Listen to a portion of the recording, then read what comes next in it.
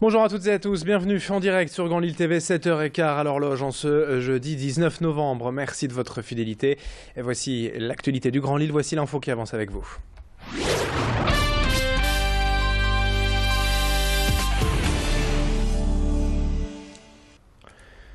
On démarre avec un mot de la météo de ce jeudi. Nuages et pluie au programme toute la journée. Un temps maussade et très humide aujourd'hui. Des températures encore douces, 14 degrés cet après-midi.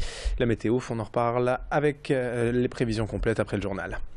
On démarre d'abord cette édition avec ces images de l'installation des traditionnelles chenilles, grande roue et marché de Noël dans le centre de Lille.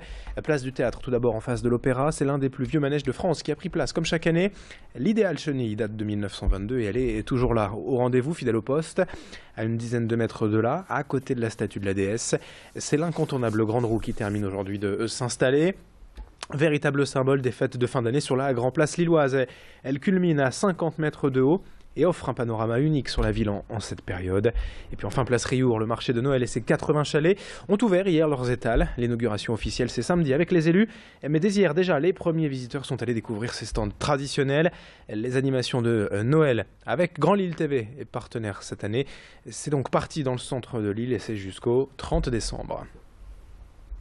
Une autre image dans l'actualité de ce jeudi pour évoquer l'afflux exceptionnel des donneurs de sang depuis ce week-end partout en France et dans la région.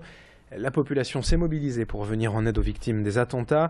À Lille, la Maison du Don a par exemple enregistré 350 dons pour la journée de samedi. Un record d'affluence à tel point que des équipes ont dû être appelées en renfort et que l'établissement est resté ouvert toute la journée. Dans la région, 2700 dons ont été enregistrés le week-end dernier. Et parmi cela, il y avait de nombreux nouveaux donneurs. Mais ce qui est important aussi et surtout, rappelle l'EFS, l'établissement français du sang, c'est de maintenir cet élan de générosité dans la durée. La période des fêtes étant souvent critique pour les stocks de sang en total, mais aussi les dons de plasma et de plaquettes. Explication avec l'une des responsables de la Maison du Don à Lille au micro d'Idil Gunaï. Une poche de sang a une durée de vie de 42 jours. Voilà, donc il est important, comme je le disais précédemment, de continuer cette mobilisation dans le temps.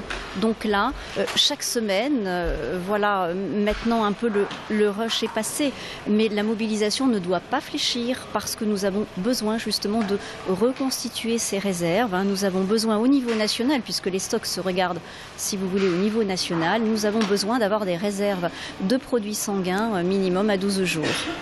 Pour pouvoir parer à toute situation d'urgence notamment. En ce jeudi 19 novembre, c'est aujourd'hui en France la journée nationale des assistantes maternelles. L'occasion pour Grand Lille TV d'en apprendre un peu plus sur cette belle profession en pleine expansion. Le métier se développe de plus en plus car c'est à peu près la seule alternative aujourd'hui aux crèches trop souvent surchargées. Idil Gunaï est allée hier à Avelin chez Magali. Nounou, depuis 10 ans, elle voulait avant tout concilier son travail et sa vie de famille. Elle-même fille d'assistante maternelle et passionnée des enfants. Elle retrouve chaque jour le plaisir de voir grandir ses petits bouts, les voir s'éveiller, apprendre à marcher et à parler. Pour garder un contact social et continuer à se former, Magali va chaque semaine au RAM, le relais assistante maternelle, pour voir d'autres nounous et d'autres enfants. Elle nous en dit plus sur ce métier très prenant mais aussi passionnant au micro d'Idil Gunaï. Malheureusement, avec la vie active des parents, c'est pas toujours le cas, mais il y a beaucoup d'enfants que je revois quand même encore régulièrement, que ce soit à l'école, à la sortie d'école, quand ils vont à l'école du village. Je vais régulièrement, donc je les vois encore. Et j'essaye aussi de garder un contact en invitant une fois par an les parents avec l'enfant. Et j'essaye aussi que les enfants qui ont grandi ensemble se retrouvent ce jour-là à l'apéro tous ensemble. Ça crée des liens aussi entre les enfants, entre le parent et la nourrice et les enfants entre eux. 7h19 en direct ce matin sur Grand Lille TV. Dans le reste de cette édition, quelques images de la rencontre entre le chanteur Amine et les jeunes du centre social du Pile à Roubaix. Plusieurs associations avaient invité hier l'artiste pour parler de mixité. Il est donc venu passer la journée avec son staff pour une séance de dédicace, faire quelques photos et animer un atelier d'écriture. Tout simplement en parler de la vie, des quartiers avec ces jeunes. Amine est coutumier de ce genre de rencontres dans les centres sociaux, les écoles, les hôpitaux depuis plusieurs années. Pour rappel, il est entre autres l'initiateur du style R&B dans les années 2000. Il prépare actuellement son 3e album alors que son dernier clip est déjà un tube avec plus de 28 millions de vues. On l'écoutera tout à l'heure à 7h30 sur Grand Lille TV. On va terminer ce journal avec un peu de culture, du théâtre et la pièce Les épices du délice présentée hier à Seclin et ce soir également par la compagnie Barbès. L'histoire, 3 comédiens dont la mère Fatma qui ne sait plus comment faire son fameux couscous, la solution les épices de délice. C'est une pièce qui se veut avant tout porteuse d'un message d'espoir pour apprendre à vivre ensemble. Un spectacle pour enfants sur des rythmes de musique urbaine, des textes porteurs de sens. Partage et joie de vivre sont les maîtres mots de la troupe.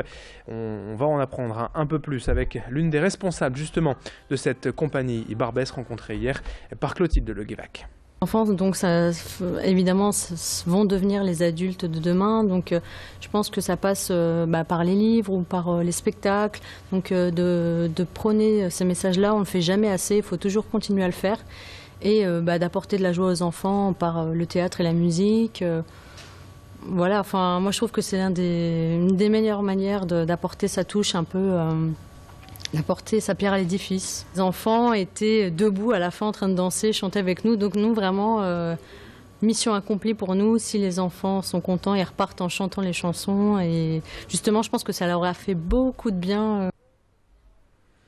Allez, fin de cette édition, 7h21 en direct sur Grand Lille TV. Fin de ce journal donc et la météo, l'infotrafic à suivre dans un instant.